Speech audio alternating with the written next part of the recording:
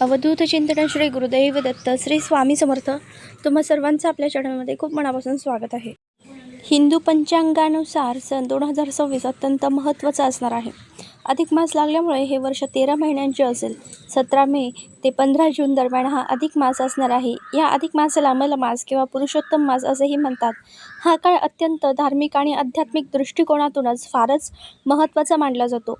या अधिक मासात केलेल्या कर्माची फळं अनेक पटीने वाढतात. हिंदू पंचांगानुसार अधिक मास हा 13वा महिना दर 3 वर्षांनी येतो. या महिन्यात सूर्यसंक्रांत नसते, म्हणून हा महिना मलिन असा धोंड म्हणून मानला जातो. या महिन्यात कोणतेही मंगल कार्य केले जात नाहीत.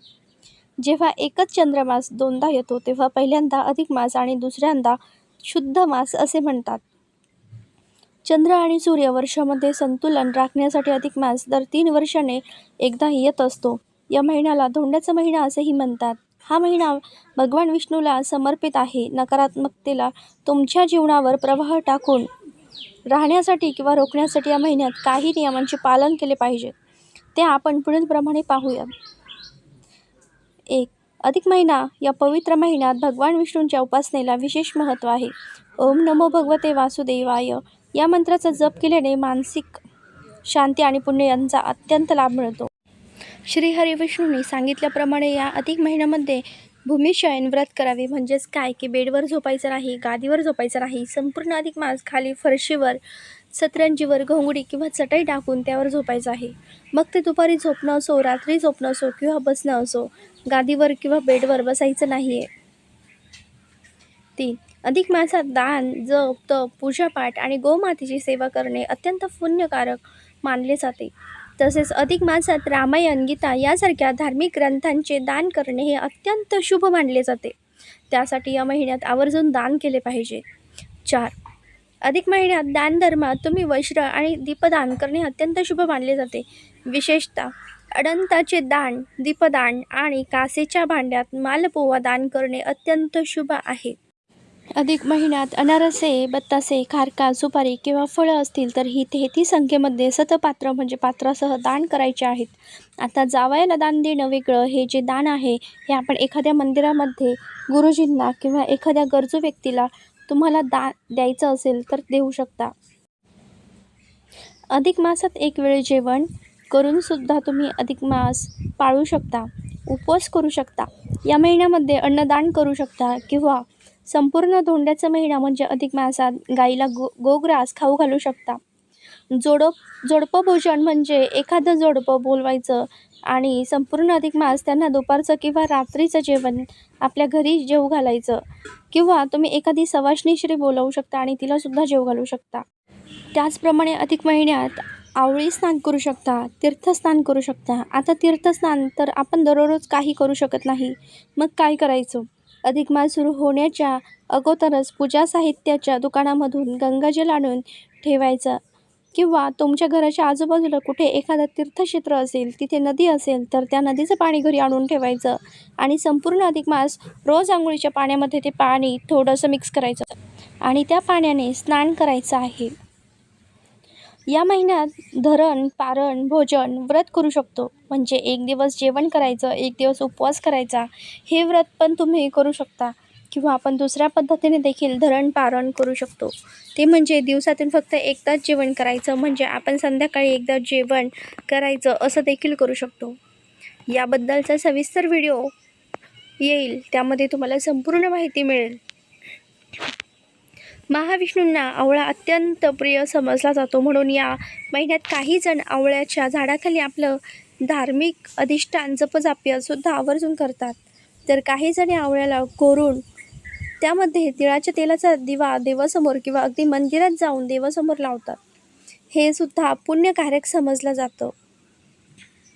या महिन्यामध्ये केली जाणारी काही लोकप्रिय व्रतसुद्धा आहे की जे आवर्जून वर्षानुवर्ष महिला करतात. तर त्यामध्ये हळदी कुंकू, स्वस्तिकचं व्रत, लाखोळी व्रत, त्यानंतर गोपद्म व्रत केलं जातं.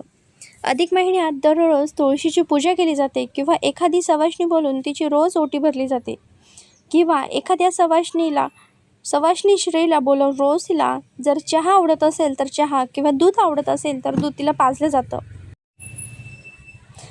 एकतर सकाळचा चहा किंवा संध्याकाळचा चहा किंवा संध्याकाळचं दूध किंवा सकाळचं दूध, तर ही काही व्रते आणि दान आहेत जे आपण अधिक मासामध्ये करू शकतो. अधिक मास पुरुषोत्तम मास म्हणून ओळखला जातो. जगन्नाथपुरीच्या प्रदेशाला पुरुषोत्तम क्षेत्र असे म्हटले जाते. पुरुषोत्तम महिन्यात म्हणजेच अधिक महिन्यात इथे भेट देणे अत्यंत शुभ मानले जाते. जर तुम्ही जगन्नाथाला भेट देऊ शकत नसाल तर जवळच्या तीर्थक्षेत्रामध्ये स्नान करा. गंगा किंवा इतर नद्यामध्ये स्नान करणे आणि मंदिरामध्ये सेवा करणे हे देखील अत्यंत शुभ मानले जाते. या अधिक मासात आपल्या देवघरातील शालिग्राम मूर्तीसमोर संपूर्ण महिनाभर तुपाचा अखंड दिवा तेवत ठेवा. जर तुमच्याकडे शालिग्राम नसेल तर भगवान विष्णूंच्या फोटोसमोर दिवा लावा.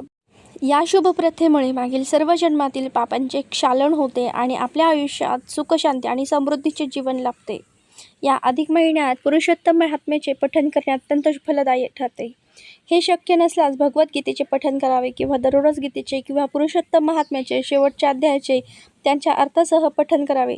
या महिन्यात विष्णू सहस्रनामाचे सुद्धा पठण करणे अत्यंत शुभ मानले जाते.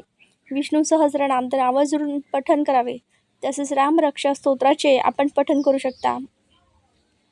अधिक मासात विवाह, गृह प्रवेश, मौजी बंधन, बारसे, मुंडन यासारखी शुभ आणि मंगलमय कार्य केली जात नाहीत.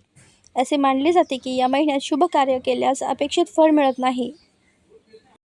या महिन्यात केस कापणे किंवा नखे कापणे टाळावे.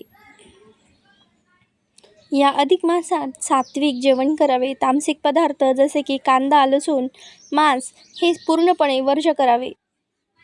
अधिक मासात म्हणजेच धोंड्याच्या महिन्यात जावयाला श्री विष्णूंचे रूप मानून 33 अनारसे, तांब्याचा किंवा चांदीचा दिवा आणि ताट तसेच नवीन कपडे, आहेर, वाण म्हणून देण्याची परंपरा आहे. या प्रथेला ज्यालाच आपण धोंड्याचे जेवण असे म्हणतो. अधिक महिन्यात आवळा व तिळाचं उटणं संपूर्ण महिनाभर अंगाला लावून नंतर अंघोळ केली जाते. महाविष्णूंना आवळा अत्यंत प्रिय समजला जातो आणि म्हणून काही जण आवळ्याच्या झाडाखाली आपलं धार्मिक अधिष्ठान जपजाप्यसुद्धा या महिन्यात आवर्जून करतात. तर काही जणी आवळ्याला कोरून त्यामध्ये तिळाच्या तेलाचा दिवा देवासमोर किंवा अगदी मंदिरात जाऊन देवासमोर लावतात. हे सुद्धा पुण्यकारक समजलं जातं. दर 3 वर्षांनी येणाऱ्या अधिक मासात 33 दानाला अत्यंत महत्त्व आहे. दान देताना अनारसे, बत्तासे, रेवड्या, मोदक, बर्फी, सप्तधान्य अशी दिली जातात. अनारसे, बत्तासे यासारख्या पदार्थांचे 33 नग या प्रमाणात दान दिले जातात. दीपदान, तांब्याचे पात्र, वस्त्रदान या गोष्टी दान कराव्यात. तसेच इच्छाशक्ती व आर्थिकता याप्रमाणे आपण दान करू शकतो. अधिक मासात जावई, गायी, देवता, गंगेला वाण देणे अधिकच महात्म्य वाचणे, मातेची पूजा करून तिची ओटी भरणे, 33 मेहुण्यांचे भोजन, विष्णुयाग अशा सर्व गोष्टी आवश्यक आणि आवर्जून कराव्यात. भगवान विष्णू यांचा आशीर्वाद मिळवण्यासाठी दीपदानाला या महिन्यात अत्यंत महत्त्व आहे. धार्मिक मान्यतेनुसार जावयाला निरंजन दिल्यामुळे तुम्हाला लक्ष्मी आणि भगवान विष्णूंचे आशीर्वाद मिळतात.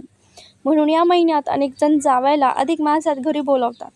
त्यांच्यासाठी छान छान खाद्यपदार्थ बनवतात आणि त्यासोबतच 33 अनारसे, 33 बत्ताशे आणि त्यासोबतच एक चांदीचे निरंजन देतात आणि 33 दिव्याने जावयाचे औक्षण करतात. आणि हीच परंपरा पूर्वीपासून चालत आलेली आहे. अधिक महिन्यात भगवंतासाठी निष्काम भावनेने धार्मिक कार्य करण्याचा प्रघात आहे. त्यामुळे आपल्या हातून घडलेल्या कळत नकळत चुकांचे प्रायश्चित्त करून त्यातून मुक्त होऊन पुण्य कमवण्याचा राजमार्ग याच अधिक महिन्यात आहे. आणि म्हणूनच असं म्हटलं जातं की दर 3 वर्षांनी येणाऱ्या या अधिक महिन्यात आपल्याकडून स्वतःची आत्मशुद्धी करून घेण्याची ही मोठी पर्वणीच आहे. तर अशा प्रकारे दर 3 वर्षातून एकदा अधिक महिना येतो. त्याला अधिक मास, धोंड्याचा महिना किंवा पुरुषोत्तम मास, मलमास असेही म्हणतात. तसेच हा काळ धार्मिक आणि आध्यात्मिक दृष्टिकोनातून फारच महत्त्वाचा मानला गेला आहे आणि त्यामुळेच वरील नियमांचे पालन अवश्य करावे आणि त्यामुळेच भगवान विष्णूंची विशेष कृपा, आशीर्वाद आपल्याला प्राप्त होतात. तर झालेली सेवा स्वामींच्या चरणी रुजू करते.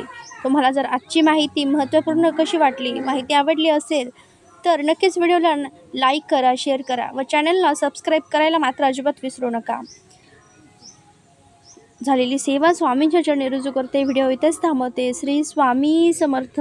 ओम नमो नारायणाय.